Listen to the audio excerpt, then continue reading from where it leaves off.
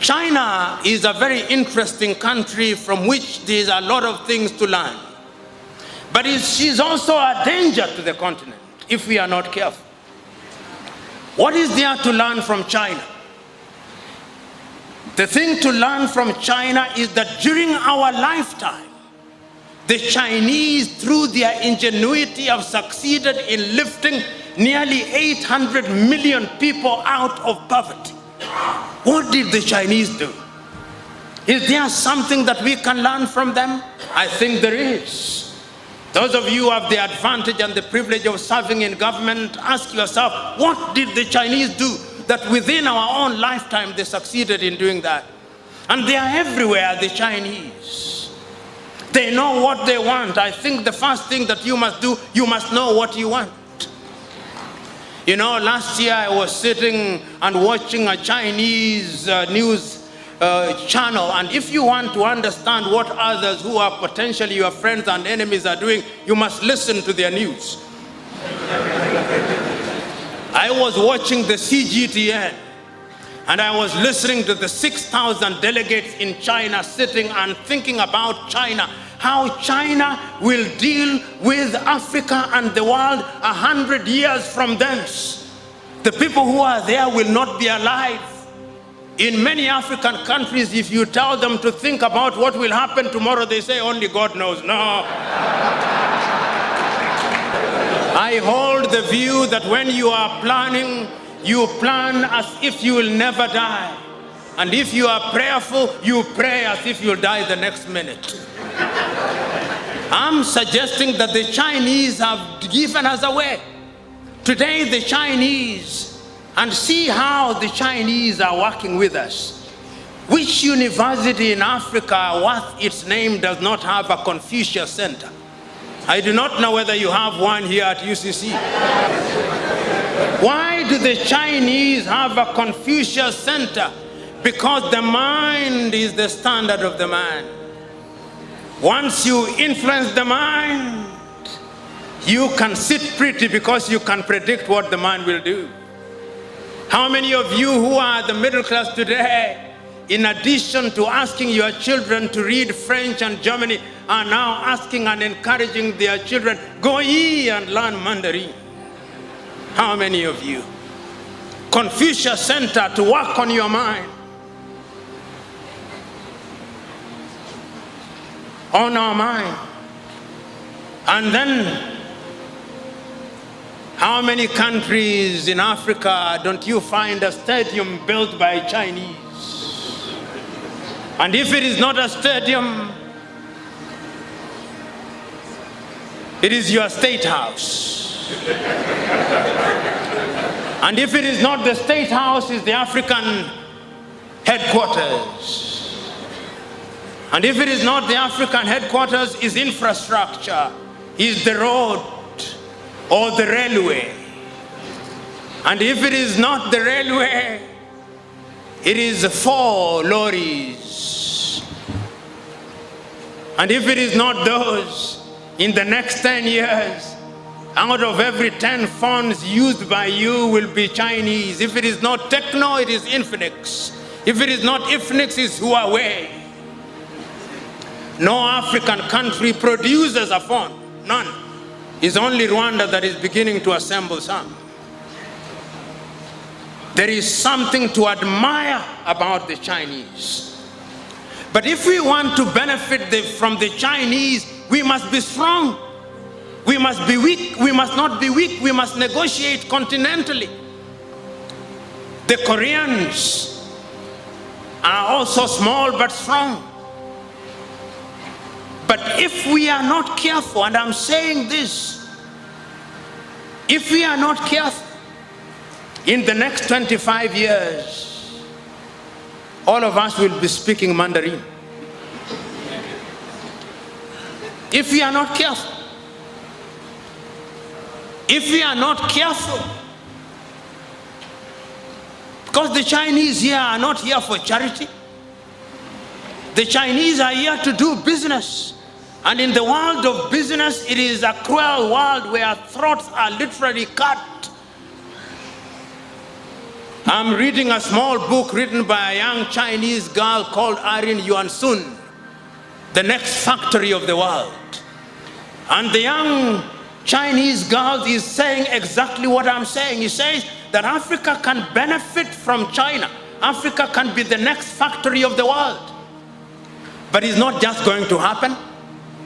Something must be done about it, which is what brings me to the last segment of my conversation, Africa Agenda 2063.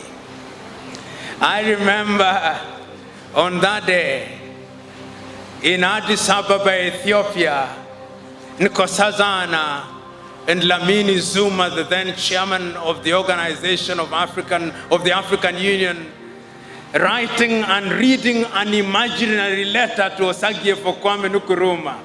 I will not remember the words exactly, but I'll remember it in substance. And in substance, he was saying, by the year 2063, we Africans, having recognized that we may have lost the last 50 years of our independence, will not lose the next 50 years of our independence. I'm adding a few things in order to make it relevant. But she was saying, in effect, the Osagyefo, in the year 2063, Africa will be different. There'll be an electric rail running from Addis Ababa in Ethiopia to Dakar in Senegal. In the year 2063, Africa will be feeding herself, and the bread basket of Africa will be Zimbabwe in Southern Africa and the Democratic Republic of Congo. Africa will be making her own furniture, and we will do so in a sustainable manner, with the equatorial forests of Congo being the source of our products. I will remember in those years to come, what you now see as the Sahara Desert will have been greened. Africa will be covered in forests.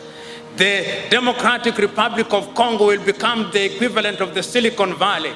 There will be rare earth. Africa will use funds made by Africans. Africa will refine their own oil. Africa will use our own copper. Africa will have excess electricity. Africa will have the Inga Dam in the Democratic Republic of Congo. Africa will have built the Grand Renaissance Dam. And indeed, at that time, Sudan will not quarrel with Ethiopia, and Egypt will not quarrel with Ethiopia. They will be using these resources well. Africa will not be importing fish, tilapia, from China. The fish will be produced in Lake Victoria, Lake Tanganyika, Lake Tana, and all these other places. That was the reason of Africa Agenda 2063. It was a dream. But is it not true that we must all dream? We must dream. The only thing that we must do once we have dreamt, we must wake up. The problem is sometimes we dream and we don't wake up. We must wake up and now begin to implement. Do I think that Africa woke up? I think Africa woke up. And that is how I understand the Africa Continental Free Trade Area. The Africa Continental Free Trade Area is a demonstration that beyond dreaming in a very amorphous manner, we now want to give form and character to our dream by operationalization, so that we begin to bring down the tariff and non-tariff barriers, so that we are able to ensure that Africa will do things that will make Africa great. Intra-African trade will be 80%. And that is why it gladdens my heart that Accra, Ghana was chosen to be the secretariat of the ACTF. I look forward to the day when the protocols are now being made, that we shall begin to take advantage of innovation. You remember Africa lost out in the first industrial revolution. Africa lost out in the second industrial revolution. Africa has started gaining a little from the third industrial revolution.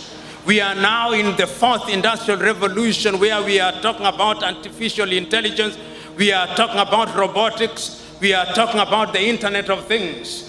We are saying that Africa must now find her pride of place in those areas, so that Africa can be great in agriculture, Africa can be great in education, Africa can be great in value addition, Africa can be great in utilizing our fossil fuels, so that young Africans will not cross the Mediterranean Sea. When I look at Africa, I think that she can be made to work. But the last thing that we must do is to ensure that we introduce hygiene in our politics.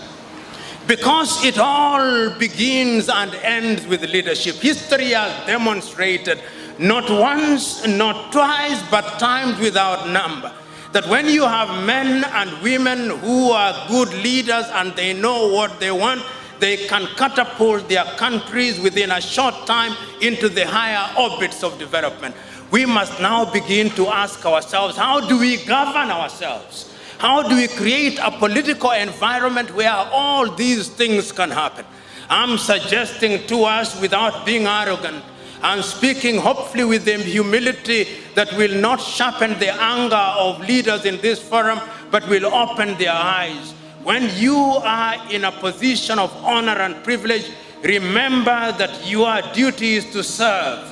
Those of you who are cabinet ministers, remember that you are not necessarily the best of men, but you've been favored to be in positions of honor and privilege. You are not necessarily the best of women. Because you have been honored and privileged, serve in humility.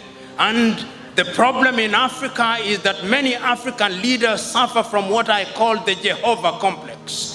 The Jehovah complex is a belief by those in leadership that they have the monopoly of wisdom and they have the monopoly of knowledge. That is not the route. Africa will be great when her leaders begin to know that they have a duty to serve, so that the future generation will be able to make Africa great again. Africa can be great. Africa will be great. Africa will be great in agriculture. Africa will be great in our industries. Africa will be great in our education. Africa will be great in all other things. But the last thing that Africans must do is to decolonize our minds. We must liberate ourselves from this misguided view that we cannot achieve. We can achieve, we have achieved, and going forward, working together, we will achieve. God bless.